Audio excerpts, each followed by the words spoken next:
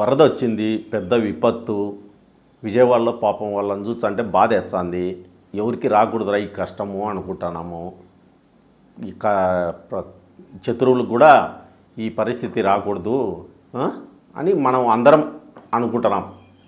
కానీ రాజకీయాలు మాట్లాడొద్దు, ఏదో ప్రభుత్వం తన పని తను ఏదో చేసుకుపోతుందిలే, చేసుకొని అని అనుకున్నా. కానీ వీళ్ళేంది చేసేది? వరద బాధితులకు ఆహార పొట్లాలు అందకపోవడానికి జగన్ భక్త అధికారులు కారణమంట. ఇట్లాంటి చదివినప్పుడు మండుతాంది. ఏంది వీళ్ళు చేసే పనులు? అంటే వీళ్ళ ఫెయిల్యూర్ను ఎవరో ఒకరి మీద వేయాలనేది తపన తప్ప సాయం చేయాలా అనే ఆలోచనే కనిపించడంలే. వీళ్ళు వెయిటింగ్ లిస్టులో పెట్టినారు కదా కొందరు ఐపీఎస్ అధికారులను, డిఎస్పీలను, సిఐలను. వాళ్ళను వరద బాధిత ప్రాంతాల్లో ఏదో మానిటరింగ్ చేయడానికి పెట్టినారంట, నియమించినారంట. అలాంటి చోటనే బాధితులకు ఆహార పొట్లాలు అందడం లేదని ఒక మంత్రి చంద్రబాబు దృష్టికి తీసుకుపోయినాడంట. ఆన్నే సమస్య తీవ్రంగా ఉందంట అని చెప్పినాడంట. ఇది పచ్చి అబద్ధపు వార్త. ఇది ఈనాడులో వచ్చింది. ఎట్లా అబద్ధం అంటే, ఇప్పుడు నిజంగా ఆ మంత్రి ఎవరో ఆ పేరు రాసిన వాళ్ళు కదా, అదంతా ఉత్తది కాబట్టే రాయలే, కావాలని ఏదో ఒకటి అంటే ఒక ప్రచారాన్ని అట్లా జనంలోకి తీసుకుపోవాలా. ఏది తమకు ఆహార పొట్లాలు అందకపోవడానికి ప్రభుత్వం కారణం కానే కాదు, జగన్కు అనుకూలమైన అధికారులు ఈ ప్రాంతంలో ఉండారు, వాళ్ళ వల్ల ప్రభుత్వానికి చెడ్డ పేరు రావడానికి ఇట్లా చేస్తాండారా అని బాధితులు కూడా అనుకోవాలంట. అది వీళ్ళ ఆలోచన ఎత్తుగడ. ఎంత నీచంగా ఉంది! అవసరమా ఇంత నీచత్వము?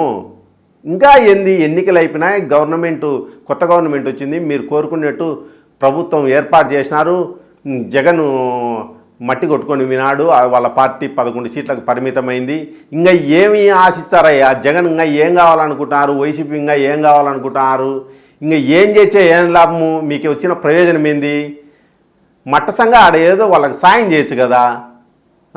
ఆ పని చేయకుండా ఇంకా విమర్శలతోనే కాలం గడుపుదామనుకుంటున్నారా? ఇదే చంద్రబాబు సమీక్ష సమావేశంలో ఏమన్నారని మీరే వార్త రాసినారు. చాలా బాధగా ఉంది, కొన్ని ప్రాంతాలకు ఆహార పొట్లాలను అందించలేకపోయినాము, మనం ఆహార పొట్లాలు తీసుకుపోయిన వాళ్ళు ఆ మొదట్లోనే ఉన్న వాళ్ళు తీసుకుంటున్నారు, ఆ పైకి పోలేకుండా ఉన్నాయి అని ఆయన చాలా తీవ్ర ఆవేదన వ్యక్తం చేసినాడంట అని మళ్ళీ ఇదే పేపరే రాసింది. ఇంకా ఎందుకురా స్వామి నాయన, అల్లూరు రామలింగయ్య కాలం నాటి నటన చేస్తారు. అయిపోయింది. కొత్త నటులు వచ్చినారు చాలామంది. సహజ నటుడు నాని, ఇటోళ్ళు అంతా జూనియర్ ఎన్టీఆర్, బన్నీ, రామ్ చరణ్ వీళ్ళందరూ వచ్చినారు, కొత్త తరం వచ్చినారు. వాళ్ళకు అవకాశం ఏంటి? ఇంకా మీరు అల్లూరు రామలింగయ్య, సత్యనారాయణ వీళ్ళ నటన ఎందుకు మీరు చేసేది? మీ మాంగారి నటన చేస్తున్నారు, రంగ ఎన్టీఆర్ నటన.